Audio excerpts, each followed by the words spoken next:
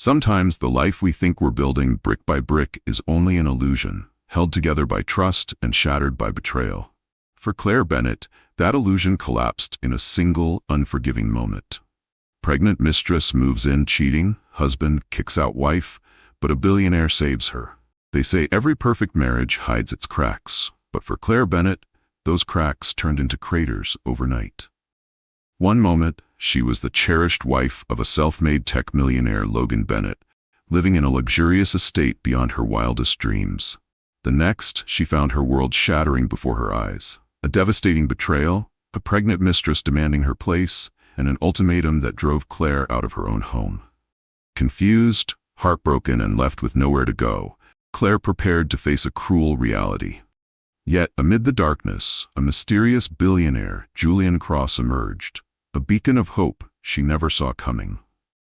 Claire Bennett had always prided herself on being practical. Even when she married Logan Bennett, a man with soaring ambitions and charm that rivaled any Hollywood heartthrob, her feet remained planted firmly on the ground. She recalled the early days of their relationship, dinners in quaint cafes, late-night walks by the riverside discussing their future, the ring he presented on a crisp autumn evening. She was an ordinary girl from Asheville, North Carolina, and he was an aspiring tech entrepreneur determined to carve out an empire. Their union felt like a romantic fairy tale, one that promised a lifetime of excitement. Yet deep down, Claire suspected that if something appeared too good to be true, it probably was. Over the past year, Logan had grown distant. Busy might have been an acceptable excuse. He managed multiple startups and chaired innovation conferences across the country, but it was more than that. A subtle coldness replaced his once warm eyes. Whenever Claire tried to discuss everyday matters, business dinners grew later and more frequent. Weekend getaways were postponed indefinitely, and the phone calls during his supposedly busy nights? She couldn't help noticing how hushed his tone became whenever she walked into the room. Still, Claire fought to keep doubt at bay. Marriage was sacred to her, and she had stood before friends and family promising to remain loyal, trusting, and forgiving, for better or for worse. Love, she had always believed, was an anchor, even when storms raged overhead. If Logan was going through something, a business crisis or personal stress, she wanted to be there for him. After all, that was her role as a wife. Yet Logan no longer confided in her, and she felt more like a silent spectator on the sidelines of her own relationship. It was on a warm April evening that the first bombshell dropped. Claire found a text on Logan's phone, an overly affectionate message from someone named Camila Torres. Her breath caught mid-read, a sickening chill spreading through her chest as the words blurred before her eyes. She stood in the kitchen, phone in hand, trembling, not just from rage or heartbreak, but from the sharp sting of betrayal that pierced before she could even process it. Torn by a mix of curiosity, dread, and guilt, she looked further. The conversation was intimate, peppered with stolen photos and confessions of longing that Claire hadn't heard from Logan, at least not in a very long time. Photos of shared hotel rooms, inside jokes, and secret weekend plans. They painted a vivid picture of a life Claire hadn't known existed. And the worst part? Camila referred to Logan as my escape. Stunned, she confronted him. He insisted it was nothing but a flirtatious mistake, the kind of drunken text exchange that meant absolutely nothing. He laughed a little too nervously, tried to brush it off with a casual, "You know how harmless these things are." Claire felt her stomach twist. Claire wanted to believe him. She truly did, because the alternative, that her husband was indeed cheating, was too painful to bear. She felt uncertain about whether she was just reading too much into an isolated event. She decided to give him the benefit of the doubt, but her heart clenched painfully at the memory of that message. Camila Torres. The name echoed in her mind. The fact was, something had changed. Logan continued traveling, even more often now to San Francisco or Miami, leaving Claire behind in their enormous Austin home. Days became weeks, without so much as a genuine conversation. He assured her it was only temporary. His tech empire was expanding, but the question kept gnawing at her. Expanding into what? She might have been naive, but she wasn't foolish. She recognized that a wedge was driving them apart, one that looked suspiciously like a woman. The silence between them had grown into a living thing.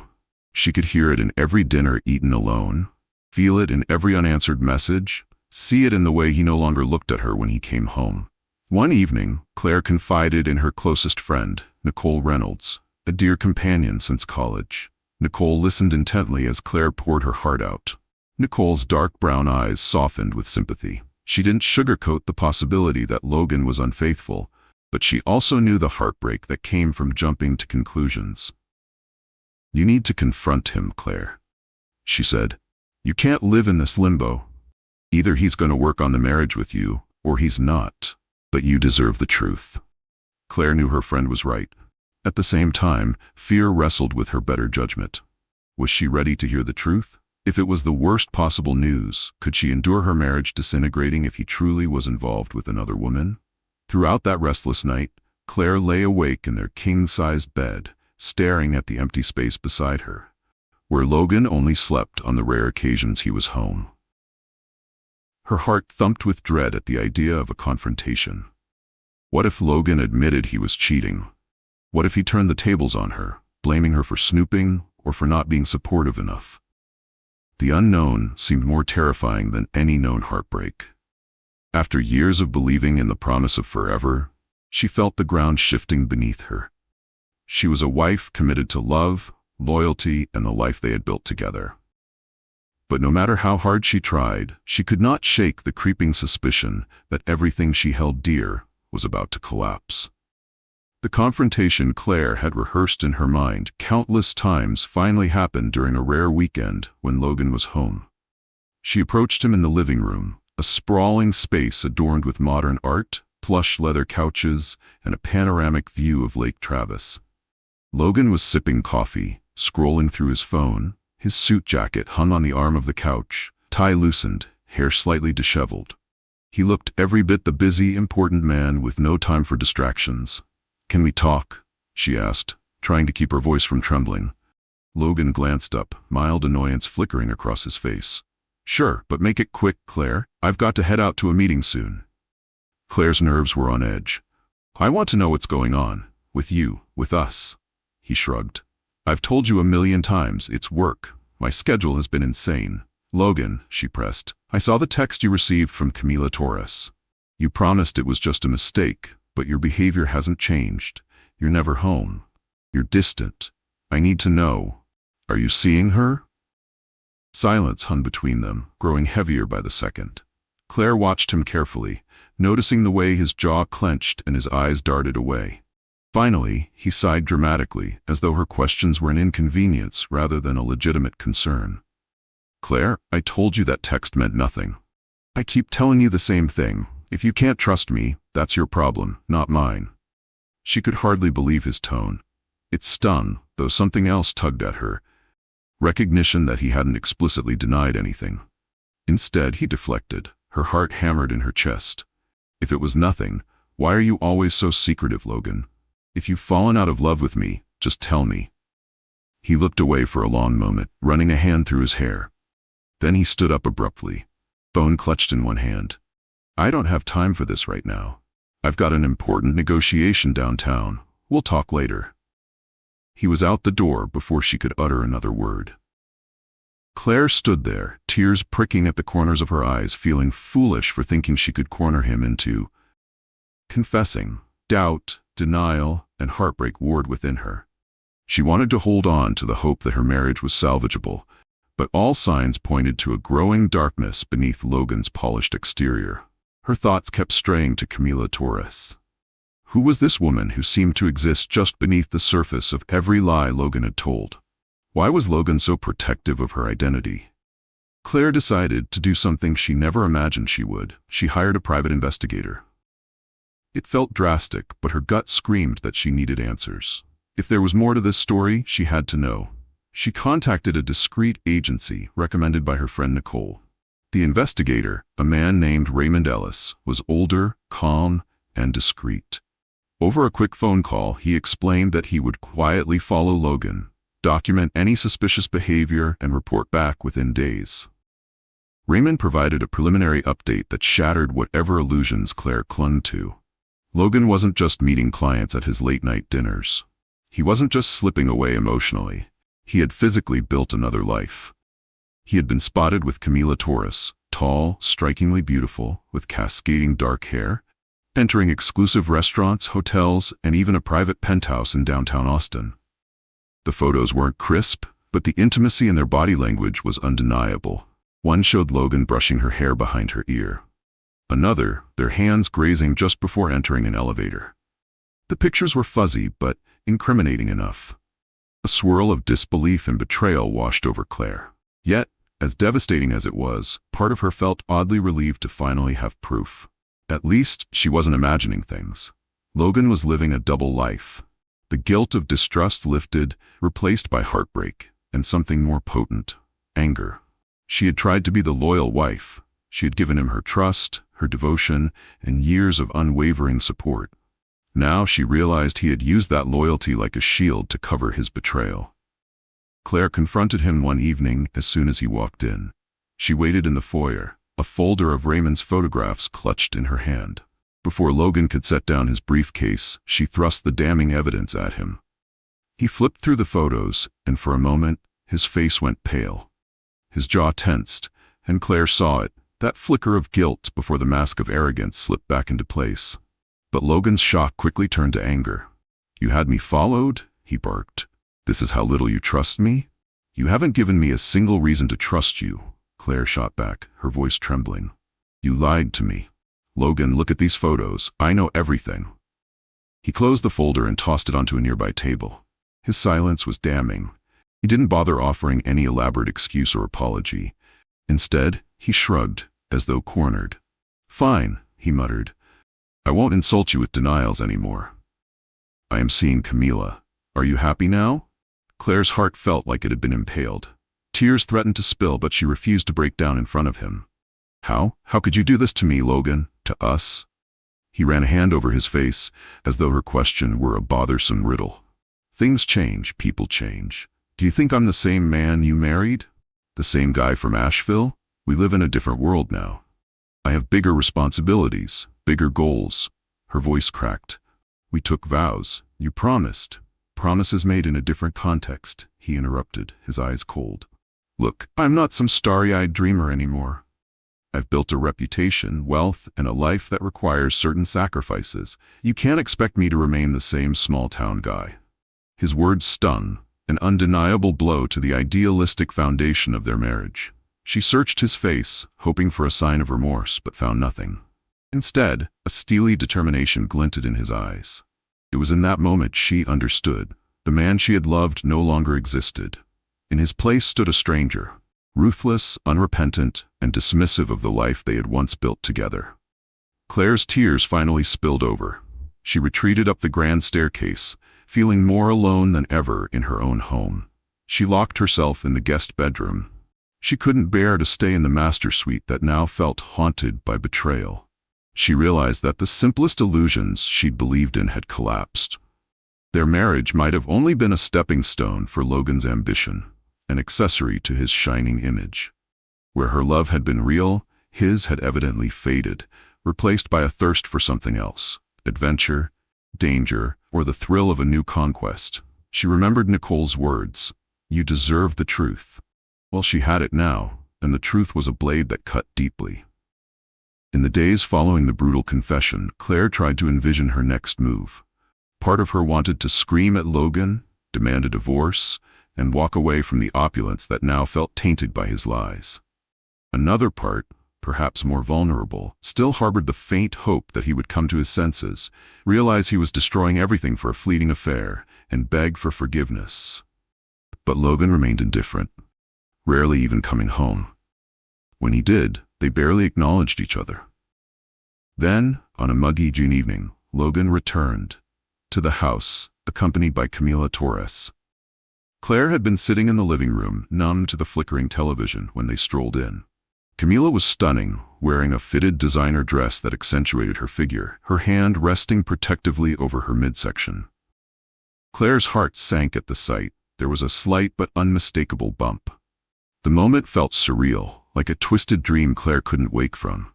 Her grip on the blanket over her lap tightened until her knuckles turned white.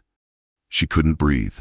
not from panic, but from the weight of humiliation pressing down on her chest. "This is my house too," Camila said matter-of-factly, as though she were discussing the weather. "And I have nowhere else to go." Claire looked to Logan, praying this was some sick misunderstanding. But Logan stepped forward, unapologetically calm. "Camila's pregnant," he announced. "It's my child. I promised her I would take care of her. So she's moving in." Claire blinked, struggling to process the words that shattered what remained of her reality.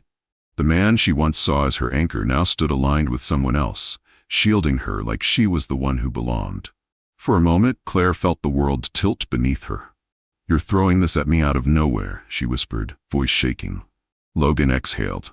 "It's not out of nowhere. Our marriage hasn't been working, and now Camila is expecting my child. I need to be by her side." Claire stared at him. A heart-wrenching realization surged through her. Her marriage was over. Any pretense of healing or reconciliation had vaporized. "What about me? I'm still your wife. What do you expect me to do now?" Camila eased herself onto the couch, a smug smile curling on her lips. "I suggest you find somewhere else to stay, Claire. This environment is stressful for the baby, and I'd rather not deal with tension." Claire's stomach churned. The audacity.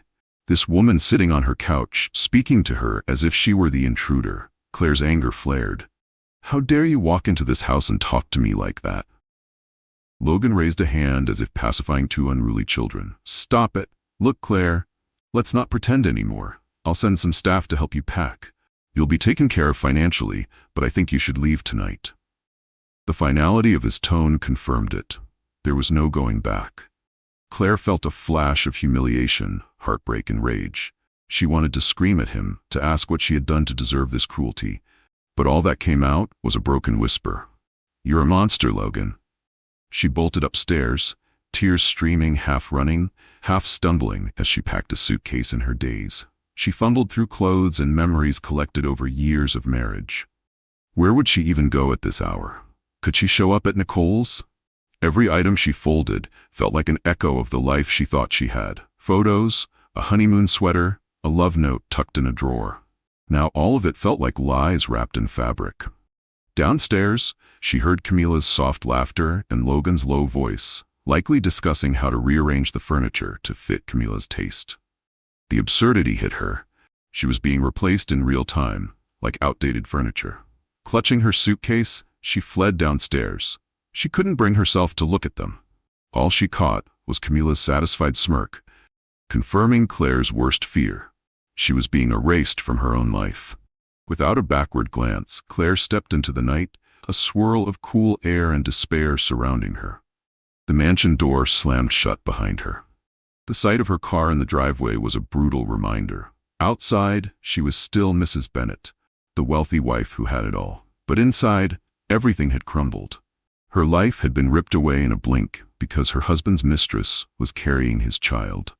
As Claire climbed into the car, she thought of the betrayal, the humiliation, the unknowns ahead. For the first time, she felt utterly powerless, like a stranger in her own existence.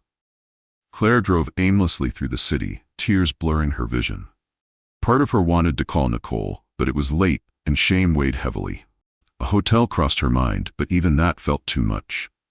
In desperation, she called her brother, Dylan Caldwell, who lived 2 hours away in Houston. Sleepy and alarmed, Dylan answered after several rings. Claire spilled everything, her words trembling. His usually confident voice wavered. "That son of a... You should come down here. I'll get the guest room ready. Stay as long as you need." Though Dylan's offer was comforting, Claire hesitated. She didn't want to be a burden. She also felt, in a strange twist, that running to her brother might make it all too real. Maybe she wanted some space to digest it all alone, to figure out her next step.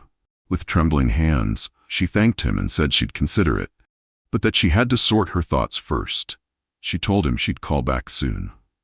By the time she hung up, she found herself parked in front of an upscale lounge near downtown, the Cypress Room.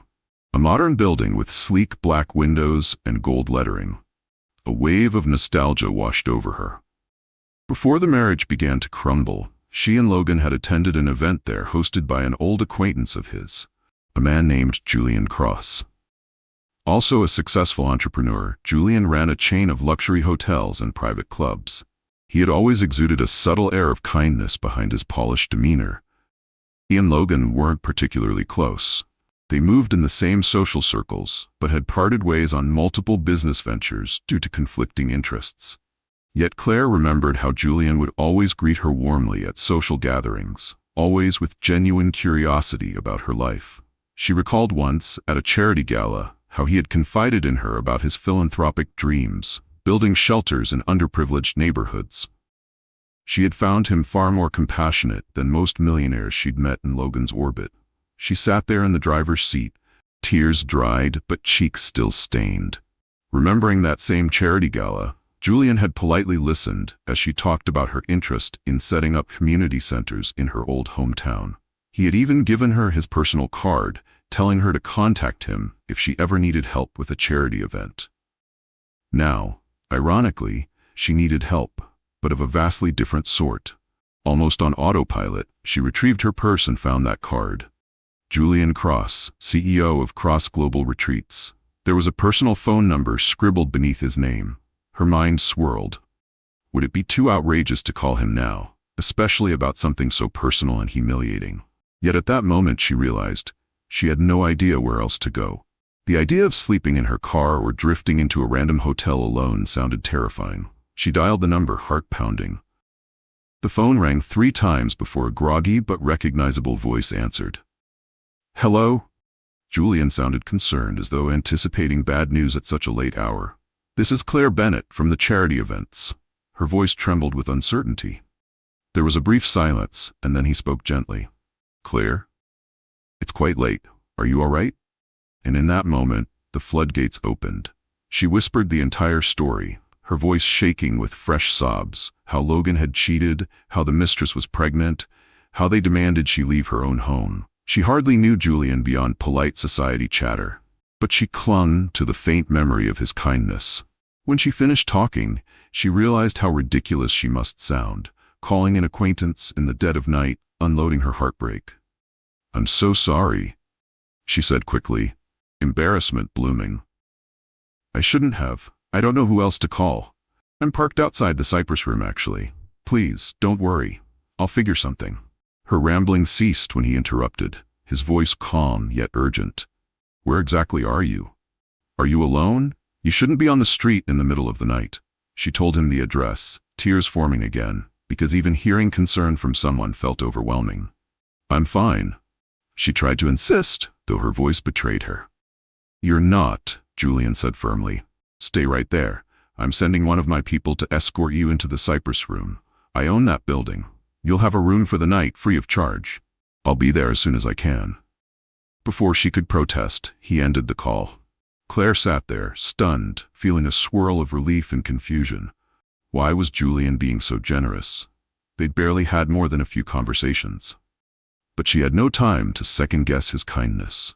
Within minutes, a well-dressed employee approached her car, gently tapped on her window and guided her inside. The foyer of the Cypress Room was grand, with marble floors and crystal chandeliers. The staff member quietly led her to an elevator that whisked them to the 10th floor. Moments later, she found herself in a luxurious suite boasting floor-to-ceiling windows with a view of the Austin skyline. Plush furniture and a king-sized bed promised comfort she desperately needed. The employee, introducing himself as Marcus, set her suitcase down with respectful deference. He mentioned that Mr. Cross was on his way, and that if she needed anything, she should just dial the front desk. Left alone, Claire sank onto the sofa, hugging a pillow. Her world had imploded in the most humiliating public way possible. Yet here she was, safe for the moment. Thanks to the help of a man she barely knew. Emotions tumbled in confusion, heartbreak, and a curious gratitude. Some 30 minutes later, the room's doorbell chimed. Claire walked over cautiously and opened it to see Julian Cross. He was dressed casually in a black sweater and jeans, his sandy hair slightly tousled as though he had rushed out of bed. Concern etched his refined features. Without a word, he gently ushered her back into the suite, gesturing for her to sit on the sofa. "Claire, I'm so sorry for what you're going through," he said softly. His empathy was almost too much to bear. New tears welled up in her eyes, and she tried to stifle them. "Thank you for letting me stay here. I didn't know who else to call. Julian sank into an armchair opposite her, maintaining a respectful distance. You can stay as long as you need, he insisted.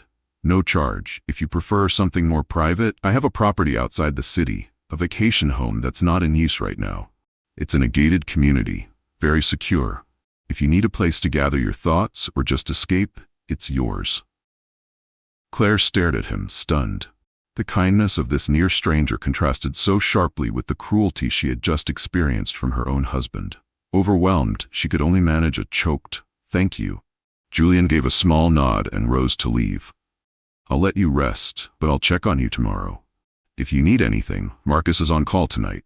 And Claire, please know, you're not alone. Sometimes life blindsides us, but you'll stand on your own 2 feet again. Until then." He paused, voice steady. "Let me help." As he left, a warmth spread through Claire's chest, a flicker of hope in the midst of overwhelming despair. She curled up on the sofa, staring at the bright city lights outside, and for the first time since she had fled the mansion, she felt safe. Morning arrived with the Austin sun peeking through the skyscrapers. Claire woke up in the plush bed, briefly disoriented by her surroundings, until the events of the previous night came rushing back. She dressed slowly, rummaging through the suitcase she had packed in a frantic rush. Then she stepped out into the hallway, heading downstairs to the elegant lounge for coffee. To her surprise, Julian was already there, sitting at a small table near the window, with a cup of coffee and a pastry in front of him. When he saw her, he stood, greeting her with a gentle smile. "Good morning, Claire. How are you holding up?" She gave a weary shrug, cheeks flushing. "I'm coping, I guess. Thank you for everything you did last night." He gestured to the seat across from him, and she sat down. "I'm sorry to be the one to bring this up," he began carefully, "but have you spoken to Logan or anyone else since you left?" Claire shook her head, the memory still raw.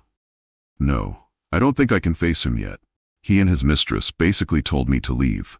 I guess he'll send me the divorce papers eventually. I'm not sure." Julian leaned back in his chair, a contemplative look crossing his face. "You deserve time to figure out what you want. You don't have to rush, but when you're ready, you may need legal counsel. If you'd like, I can recommend a reputable attorney, someone discreet who won't turn this into a tabloid spectacle." She nodded, her heart heavy but grateful for the guidance. "I would appreciate that."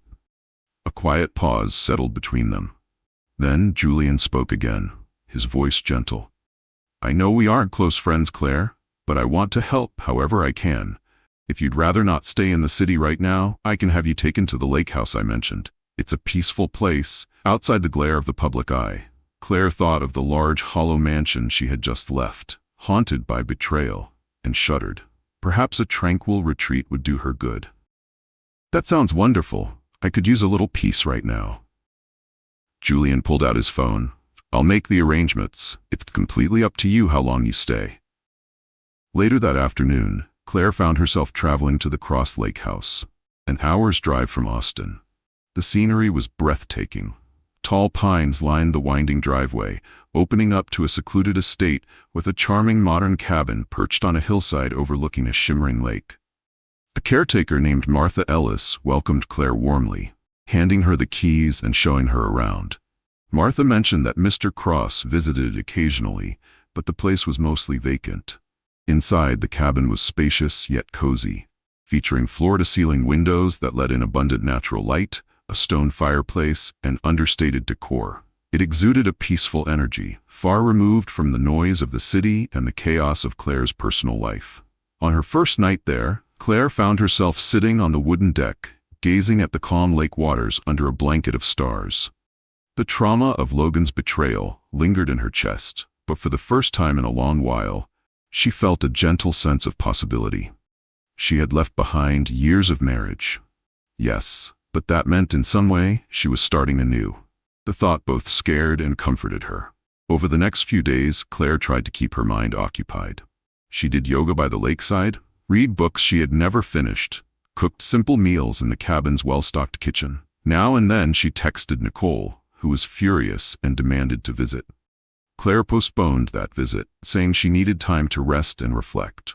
Julian called every couple of days to check on her well-being. Always polite, never intrusive. True to his word, he also referred her to a top-tier lawyer named Vanessa Hensley. On one phone call, Vanessa explained the basics of the divorce process, potential settlement options, and the importance of documenting everything, especially because there was a mistress carrying Logan's child. Though daunting, hearing a professional voice guiding her felt empowering. She realized she was not as powerless as she had believed. One evening, after a particularly rough day filled with mental battles, replaying images of Logan and Camila in her house, Claire found herself at the lake's edge, skipping stones across the water. A sleek SUV pulled into the driveway. She turned to see Julian stepping out, dressed in casual chinos and a light sweater. Surprised, she stood up, brushing off her jeans. "I hope I'm not intruding," he said with a gentle smile. "I was in the area for a site inspection at another property and thought I'd drop by to see how you're doing." He looked around, the warmth in his eyes reflecting genuine concern. "Is this place comfortable enough for you?" Claire nodded, touched by his consideration. "It's perfect, peaceful, and beautiful." They ended up sharing a simple meal prepared by Martha. During dinner, Claire opened up about her emotional whirlpool, the anger, the heartbreak, and the occasional guilt for not seeing Logan's betrayal sooner. Julian listened intently, rarely interjecting, just letting her talk. She found it unexpectedly cathartic. After finishing the meal, they walked out onto the deck again, the night sky overhead. "I might not know exactly what you're going through," Julian said softly, "but I do understand heartbreak. I once lost someone I loved dearly." He paused, looking down, as though the memory still pained him. "It was different. She passed away due to illness, but I remember feeling that numbness, that sense of your life unraveling." Claire's eyes widened. She had heard rumors of a tragedy in Julian's past, but never the details. Compassion flooded her. "I'm sorry," she murmured. "I didn't know." He offered a faint smile. "It's been years, but some pains never fully leave. They just become part of you. You learn to live again," Julian said, "though it feels impossible at first." His admission touched her deeply. It was a reminder that everyone carried hidden scars. The wealthy, the successful. They weren't immune to life's cruelties. In that moment, Claire realized how safe she felt around Julian, how his presence exuded a calm that steadied her unraveling nerves. "I'm trying to find my footing," she murmured, hugging her arms around herself. "I spent so long supporting Logan's dreams. I barely remember my own." Julian turned to face her. "What did you love before meeting him?" She blinked, recalling her younger self, her passion for community work, her fascination with interior design, her dream of opening a youth center in Asheville. "I wanted to do social outreach, especially for teens and single mothers. I came from a modest background, and I've seen how one chance can change someone's life." He nodded slowly, something thoughtful flickering behind his eyes. "You were building others up before anyone thought to build you up," he said quietly. "That says a lot about who you are." He listened, his expression thoughtful. "Then, maybe this is your chance to revisit that dream. You have talents, Claire. Don't let them go to waste." She felt a stir in her chest, a spark of something akin to hope. The words landed deeper than he probably realized. No one had asked her that in years. Not without an agenda, not without comparison. And certainly, not with that kind of sincerity. In the wake of heartbreak, hearing someone validate her aspirations was like a breath of fresh air. Maybe the future wasn't just a looming void. Maybe, with support and newfound courage, she could rediscover herself. They spoke until the sky was ink black, sharing stories, discussing possibilities. Julian told her about losing someone once. Years ago, a woman he had loved deeply but had to let go of due to terminal illness. He didn't speak of her often, he said, but something about Claire made it feel okay to remember. Claire listened in silence, struck by how pain could shape people into something softer rather than harder. The space between them didn't feel empty anymore, it felt safe. And for the first time since Logan's betrayal, Claire went to bed feeling a cautious optimism bloom within her. Back in Austin, the tabloids had started buzzing about Logan Bennett, the flashy tech entrepreneur rumored to have impregnated his mistress. Claire tried to ignore it, but she couldn't evade the world forever. Her phone lit up with messages from acquaintances and even some press inquiries. She kept her circle limited. Only Nicole and Dylan were updated about her whereabouts. They offered unwavering support, though both worried about her isolation. Meanwhile, as Vanessa Hensley delved into the details of Logan's assets, she discovered that he had moved certain finances around in an apparent attempt to shield them from potential divorce settlements. There were shell companies, hidden real estate investments, and suspicious overseas accounts. Vanessa urged Claire to keep a low profile, but to remain firm. Claire had never wanted a vicious legal battle. She wanted what was fair, but mostly she just wanted closure. New beginning. Yet it seemed Logan would not make it simple. One afternoon, her phone buzzed. It was Logan. Against her better judgment, she answered. His voice was clipped. "Claire, I spoke to my lawyers. We're drafting an agreement. I trust you'll be reasonable." "Reasonable?" The word sparked her anger. "Reasonable, like how you and your mistress kicked me out of my own home? Or are you referring to trying to hide assets so you don't have to pay me what I'm owed?" There was a momentary pause. "Don't start with accusations. I've taken care of you for years." She laughed bitterly. "Yes, you've taken care of me while you cheated, fathered another woman's child, and demanded I leave the moment she walked in." What a shining example of devotion. The tension crackled. Finally, Logan muttered, "I'll be in touch. Don't push me, Claire. You won't like the outcome." He hung up. She stared at her phone, hands trembling. Any residual illusions of an amicable settlement vanished.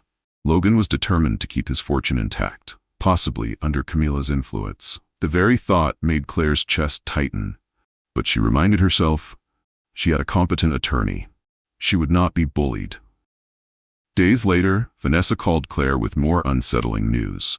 Logan's legal team was proposing a meager settlement, an insult considering his net worth. And rumor had it, he was even preparing a smear tactic, claiming Claire had known about the affair and encouraged him to live separately.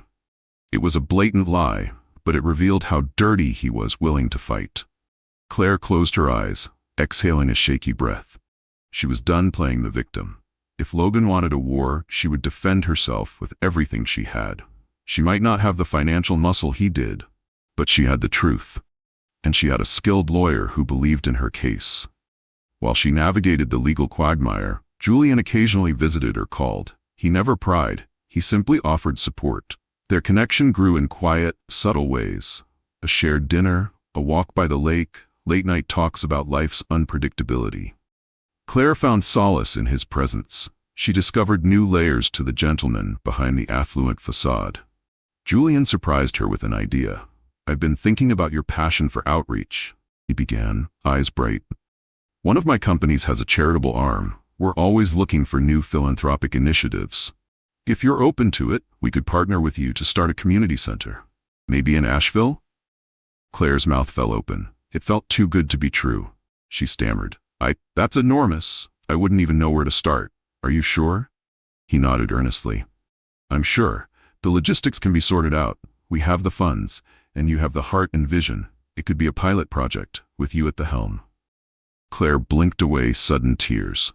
For so long she had shelved her own dreams, made herself smaller to fit into someone else's narrative. Now someone was asking her to lead, not follow. Overwhelmed, she felt tears prick her eyes. For so long, her dreams had been submerged under Logan's ambitions. Now someone believed in her enough to offer not just moral support, but the resources to realize her vision. "I'd love to," she whispered, gratefulness coursing through her. "Thank you." Julian's eyes softened. "We'll make it happen, together." Those words echoed in her mind, together. She wasn't alone in this fight or in her future endeavors. Though she had lost so much, life had a strange way of opening new doors, and perhaps new connections she had never anticipated. But the path forward wouldn't be seamless. The very next day, as they began drafting the framework for the center, Claire hit her first wall. A zoning issue, then a permit holdup. An anonymous complaint had even delayed an early walkthrough. She suspected where that had come from, but chose to focus on progress. Every setback reminded her. This wasn't just about opening a building, it was about rebuilding herself. As the divorce case proceeded, Logan grew more belligerent. One day, Vanessa informed Claire that Logan's lawyer had presented a particularly harsh set of demands. Logan wanted to finalize the divorce quickly, offering a lump sum far below what she was legally entitled to, hoping Claire would crack under pressure. It became clear that he was also hiding behind the unborn child, using that situation to garner sympathy among his inner circle. Enough was enough. Claire decided it was time to face Logan in person. She arranged a meeting at Vanessa's office. The tension was palpable the moment Logan walked into the conference room, wearing an impeccably tailored suit accompanied by his smug lawyer. Camila was absent, but had apparently become a fixture on the gossip blogs, flaunting her baby bump and her future Mrs. Bennet status. Claire hadn't seen Logan face to face since that horrible night. He looked older, more stressed, though he tried to mask it behind a stern expression.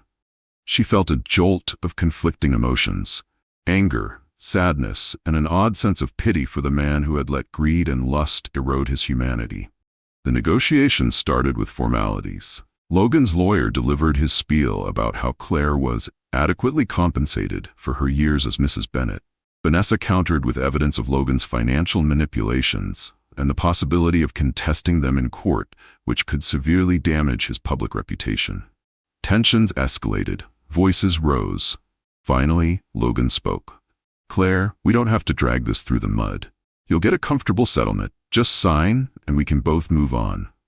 She stared at him evenly, refusing to be intimidated. "Comfortable for who, Logan? For you and your mistress, who took my home and my marriage? No. We'll go to court if we must. I won't be bullied." The fury in his eyes was unmistakable. But Claire no longer cowered. She had discovered her resolve, nurtured by the realization that she deserved more than scraps of his conscience. She had a new life budding, with or without his money. In fact, as painful as it was, she realized she didn't need him or his fortune at all. Vanessa's voice pierced the silence. "We'll see you in court then," she announced, finality in her tone. "Unless your side is willing to offer a fair settlement, my client is prepared to proceed. And I'd advise caution. The press is already sniffing around. Divulging details of Mr. Bennet's financial mischief would not play well for his standing in the tech community." Logan's lawyer tensed. Logan glared at Claire one more time, but there was no trace of the loving man she had once known, just arrogance and bitterness. He stormed out, leaving a flurry of tension behind. After the meeting, Claire sat alone in Vanessa's office, feeling both drained and oddly triumphant. She might have lost the fairy tale illusion of marriage, but she was no longer cowering under Logan's influence. She was forging her own path now, and ironically, the possibility of a fully independent future began to excite her.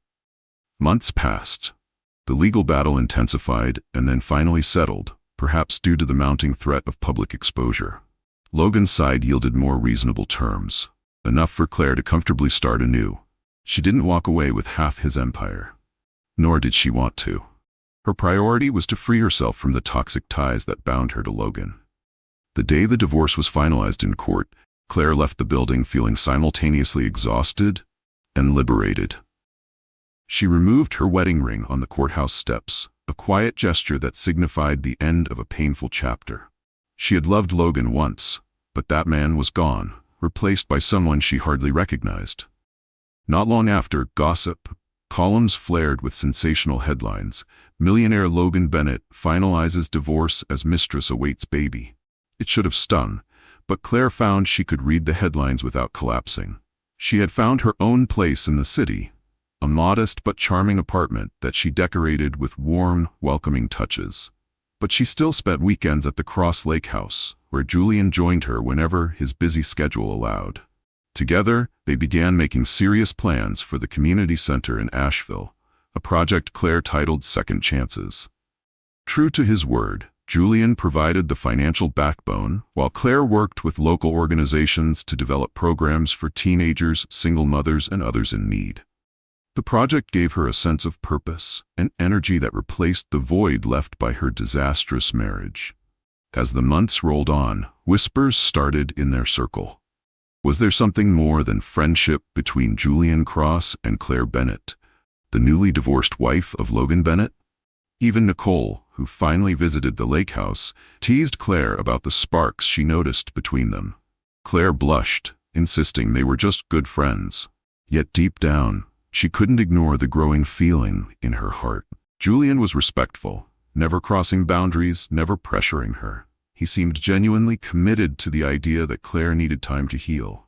But the closeness they shared, the laughter, the late-night confessions, the mutual excitement over the community center, built a tender bond. In the quiet corners of her mind, she sometimes allowed herself to imagine a future with him. Though, she quickly reminded herself to tread carefully. Then came the opening day of Second Chances, a bright Saturday morning in Asheville. Julian, in a crisp white shirt, stood beside Claire as they welcomed the first group of teens entering the newly renovated building. Once an abandoned municipal hall, now transformed into a vibrant space filled with art, computers for job searches, and counseling areas. Moments before the ceremony began, Claire caught sight of a familiar face standing at the edge of the crowd. Her breath hitched. It was one of the teen girls from the early focus group months ago. The girl had once been withdrawn, skeptical, barely able to make eye contact. Now she stood proudly in line, ready to enter the center with wide eyes and cautious hope. Claire's chest tightened. This was real. It was working. Community members flocked to witness the ribbon-cutting ceremony. The local press was there, capturing every moment. After the official speeches, including Claire's heartfelt words about how one helping hand can change a life, the mayor cut the ribbon. Applause erupted, cameras flashed, and for one suspended moment, Claire looked out at the crowd, blinking through tears, and saw not just the people, but the future. She spotted Nicole beaming, Julian watching her with quiet pride, and behind them, a group of volunteers already greeting the first wave of attendees. Tears of joy welled up in Claire's eyes. She thought about her younger self, dreaming of making a difference. That dream had been buried during her marriage, but now it was reborn, stronger than ever. Standing to the side, Julian watched her with quiet admiration. When the crowd began to disperse into the building, he approached her. "Claire," he said softly, "congratulations. This is your vision come to life." She met his gaze, heart fluttering. "I couldn't have done it without you." He shook his head. "I just provided the resources. This is your passion, and I'm so proud of you." In that moment, it happened almost naturally. He leaned forward, and she rose onto her toes, meeting his lips in a tender, almost tentative kiss. It wasn't a kiss of passion, it was one of understanding, mutual healing, and cautious hope. The world seemed to fall away. It was a kiss free from guilt or betrayal. A kiss signifying a new start for both of them.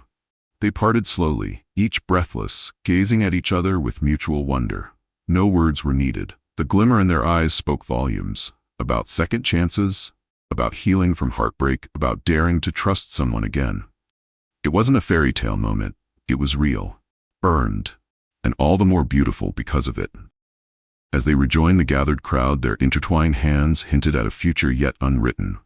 A future rooted in respect, kindness, and the hope that love, when honest and true, could indeed bloom anew, even after the darkest storms. Word arrived that Camila had given birth to a baby boy. The press hailed Logan Bennett as a devoted father, showcasing pictures of him beaming beside Camila in a private hospital suite. Claire read the news with surprising calm. The sting of betrayal was still there, but the wound had begun to heal. She no longer defined herself by Logan's actions. She had found a new sense of identity, a new mission, and a quietly growing love that promised to treat her far better than her past ever had. One evening, as she sat by the lake with Julian, she reflected on how drastically life had changed. In just a year, she'd gone from a devastated wife to an independent woman, spearheading a philanthropic venture she had always dreamed of. The betrayal that once threatened to destroy her had instead propelled her toward growth.